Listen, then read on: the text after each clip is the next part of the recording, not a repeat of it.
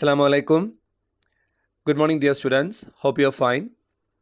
So, you know that we are studying the chapter, the unit 3, that is energy transfer and energy resources. That is the current chapter which is going on. And this week already we started the few topics from that. That is power, about power we studied. And the formula to find power, that is also we studied. Okay, let me revise the topic and then we can start the upcoming topic. So today we are about to start from describing the energy transfer. You can see the topic. From here onwards we should start. Describe the energy transfer involving in generating electricity. Okay, that is the upcoming topic. First of all, let me revise the previous topics and then we can come to the new topic. Okay. So power and energy resources. Okay, this week, this much topics we are supposed to finish. Okay. So definition of power, I hope you already remember these topics. Okay, definition of power. What is the formula to find power? That is work done divided by time. This is the formula to find power, right? Okay. So work done is equal to what? The work done is equal to energy transfer. So either you can write the formula like this: power is equal to work done over time, or power is equal to energy over time. So two formulas can be used to find power. So this is the general formula to find power. Power is equal to work done over time, or power is equal to energy over time. And what is the unit of power? That is watt. Okay, what is the unit of power? Actually, joule per second. How we are getting joule per second? See this, the equation of power is energy over time. And what is the unit of energy? That is joule. And the unit of time is second. Am I right? Okay. So the unit of power is joule per second, but we used to represent it's watt. The watt we are commonly using. Okay. So joule per second, 1 joule per second is equal to 1 watt. So from this, what we can understand, when we are calculating power, the work done should be in joule. Okay. The work done, it should be in joule, and time should be in second. So this we have to understand. Then only we will get answer in watt. Okay. So 1 kilowatt is equal to 1000 watt, and 1 megawatt is equal to 1 million watt. Okay, like that we are having the different standard forms also that we already studied. Okay. So how we can evaluate powerful and powerless? Let us consider two machines. This it's only for understanding. Let us consider the example. Okay, two machines. Okay, machine A and machine B. And let us consider these two machines are doing the same work, but in different times. The first machine, machine A, is doing the work with time TA, and the second machine, TB, is the time taken to complete its work. And let us consider TA is less than TB. If assume like that, TA, that means the time taken by machine A is less than time taken by machine B to complete the same amount of work, then you can definitely say which one is more powerful, machine A or machine B. Machine A or machine B, which one is taking more time? Machine A is taking more time, right? But machine B is taking less time to finish the same amount of work. So which one is more powerful? Obviously, machine B is more powerful, right? Yes, since it is doing the same amount of work, whatever the work machine A is doing, with less time duration. So obviously we can say machine B is more powerful than machine A. Okay, so in this way we have to evaluate. Okay, the same amount of work, but in different times. So according to the time, we can judge or we can estimate which one is more power and which one has less power. Okay, another example is giving two cars doing the same work, but one reaching speed faster has more power. Okay, which one can reach speed faster? That is more powerful. Okay, so in this way, we can evaluate power. Once again, the formula power is equal to work done over time. And here it is showing one example. An iron rated 2000 watt. Here directly power is giving. Okay, power is giving here and time is also giving here. An iron rated 2000 watt is used for 5 minutes. So time is giving us 5 minutes. Okay, so the question obviously to find work done. Okay, work done, that is the question. So how to find work if power and time both are given? See the formula we are having, power is equal to work done over time. You can see here. So let me draw the triangle. This is not required if you are knowing the formula and if you know how to rearrange that. No need to use the triangle. Okay, but this is for your reasons. I'm showing it here. Power is equal to work done over time. Then what is the formula to find work done? Work is equal to power times time. Am I right? Yes. And the unit that you should check the unit. 2000 watt. Okay, that is fine. But time is giving in minutes. So you should convert that minutes to second. Okay. So work done is equal to power times time. That is 2000 watt times 300 second. 5 minutes we are converting to second. So before you are doing the problem, you should check whether the times are giving right or not. If it is not giving in the right form, you should convert to right form. Okay. So 2000 times 300 second, the answer you are getting here. Okay. 600,000 joule. Okay. Hope you understood this one. And this already we studied in the previous lessons. And today we are going to start the new topic. Okay. Energy resources overview. What do you mean by energy resources? Okay. As we studied how that energy is transferring and what are the different forms of energies, and we studied about work done, and we studied about power. All these concepts we finished. Now we are about to see what are the different energy resources and what is the main aim of all energy resources. You have to understand, in the first line itself it is clearly mentioned, energy resources are the large stores of energy. That's why it is called energy resources. It is having a large store of energy, and for what purpose it is using for? It is using to generate electricity. That is the main purpose of energy resources. Why electricity? Because we already know that electricity is the most convenient and which is the most important form of energy which we are recently using.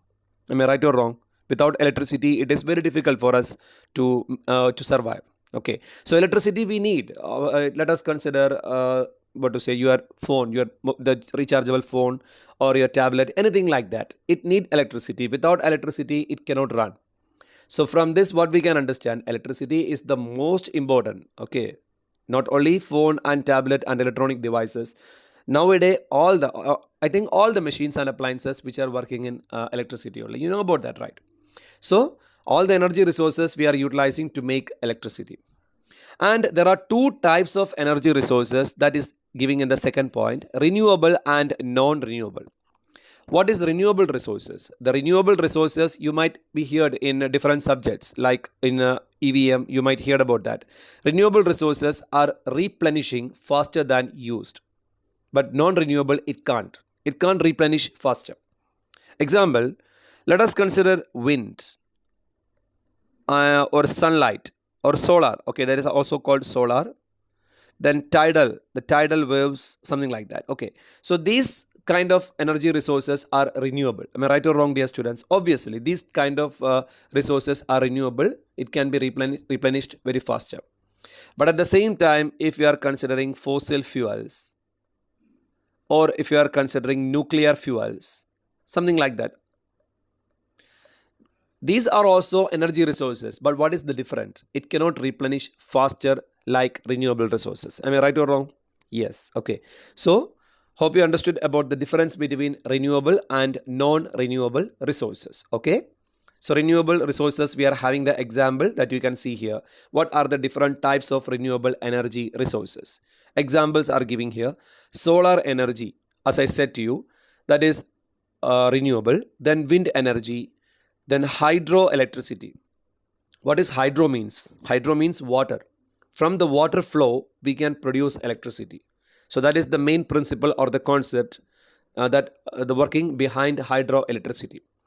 Then geothermal. Geo means what? Geothermal is also coming under renewable energy resources.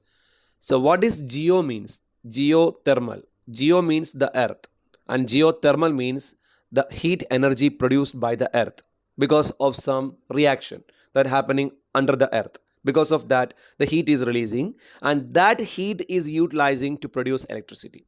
So that is the working behind geothermal energy.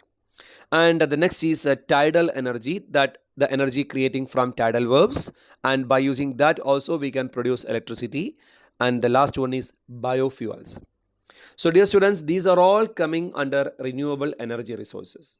But as I said to you, if you are considering fuels, from fuels also we can make electricity.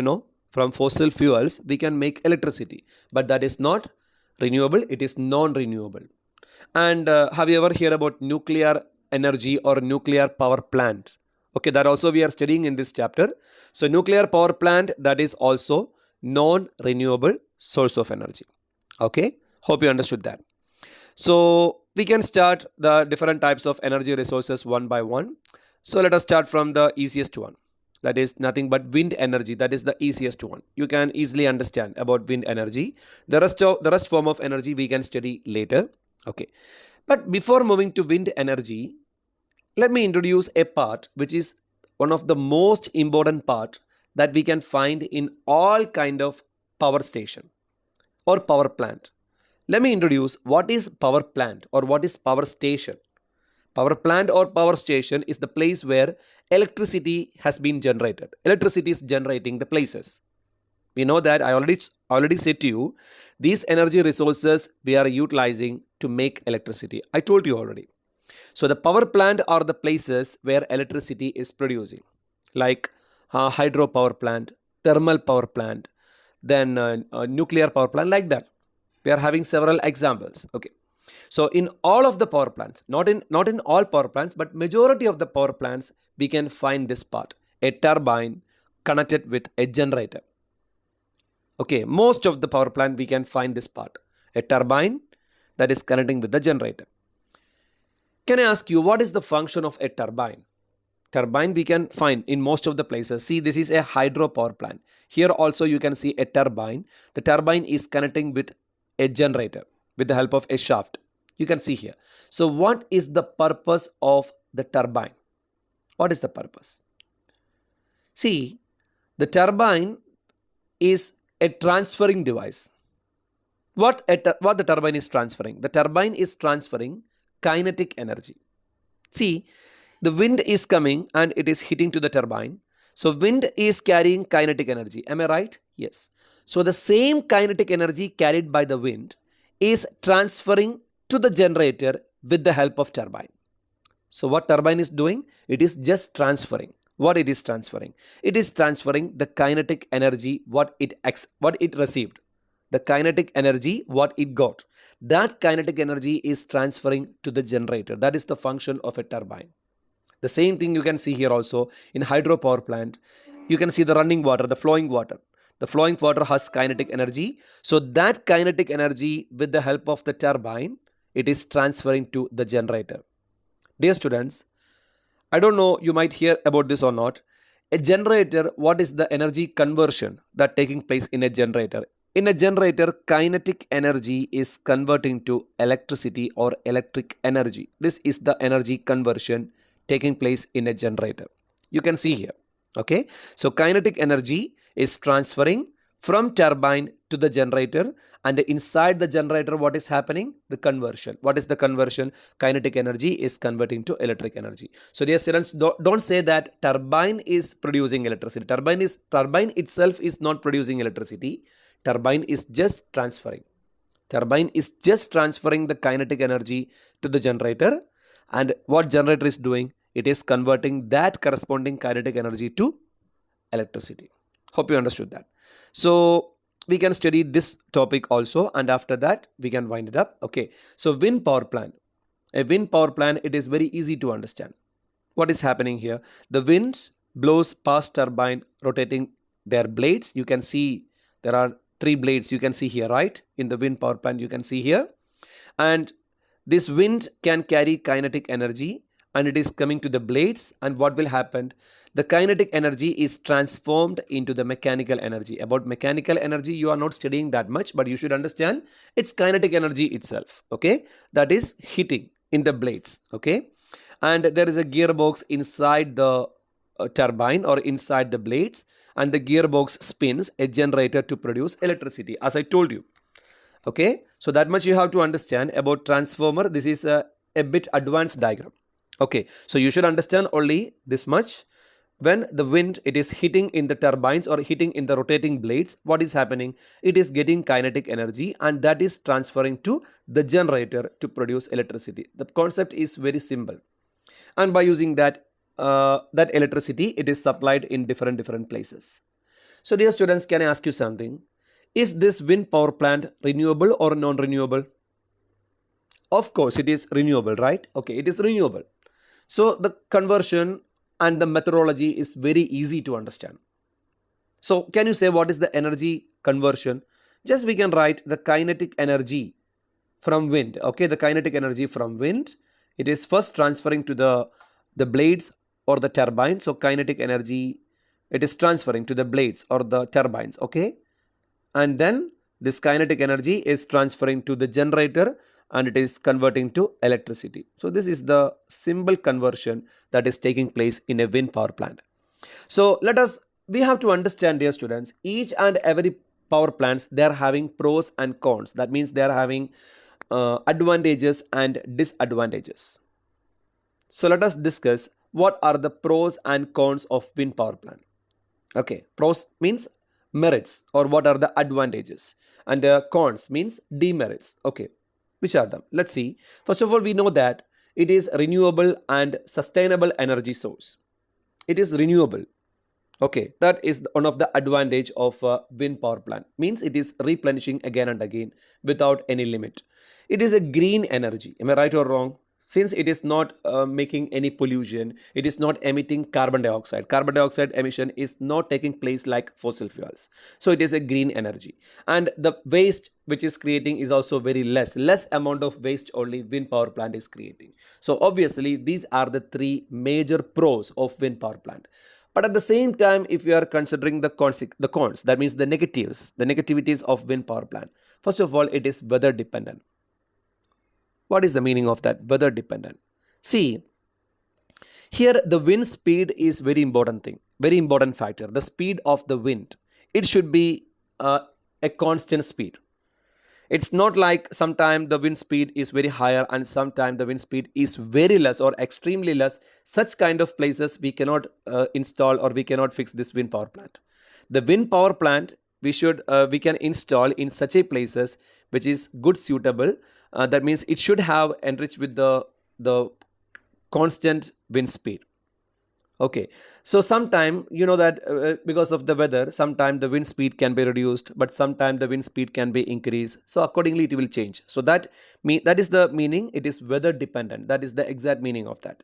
So according to the weather, the speed, something the wind speed can increase and sometime the wind speed can decrease. Okay, so accordingly what will happen? The amount of electricity which it can produce, that also will change. So that's why it is weather dependent, which is one of the disadvantage of wind power plant. Then it is not suitable for some geographic region. See, we cannot fix or we cannot install this wind power plant in all places or in every places. See, let us consider in Qatar. In Qatar, we are probably not using wind power plant. We are not using anywhere. Why? Because the wind speed, it is not suitable. It is not same or it is not keeping constant. So that's why it is saying that it is not suitable for some geographic region since the wind speed is not adequate. Then destruction of habitat, especially the birds. Okay, the birds, there is a chance to hit on the blade and it can destruct their habitat, and these kind of things can happen because of wind power plant. And it seems the wind is not producing any sound like that we are feeling also. Okay, when we are sitting under the air condition, the sound is very less only coming out from the AC. But you should understand, in a wind power plant, during the rotation of the turbine or during the rotation of the blade, the noise is coming out. It's a kind of pollution, noise pollution. Okay, that is one of the major issue of wind power plant. The next is initial cost to install. To install the wind power plant, the initial cost is very high. Okay, it is beyond our imagination. It's not that much less amount. It is very high amount. Initial cost is very high. And the construction may take long time and may be vulnerable to the nature. Okay, so these are the main consequences or these are the main negativities of wind power plant. So dear students, this is one of the energy resource, wind power plant. And the upcoming lessons, you have to study different types of power plants which are also having its pros and cons. So that also we have to discuss along with this. So dear students, hope you understood about that. So what are the main concepts we studied today? Today we studied, first of all, I revised the topic about power and how to find power, everything we learned. And after that, we studied about what? Energy resources. Am I right or wrong? Energy resources we studied. That is the new topic that we studied today. Energy resources, okay, which having large source of energy using for generating electricity. And these are all two types, renewable and non-renewable.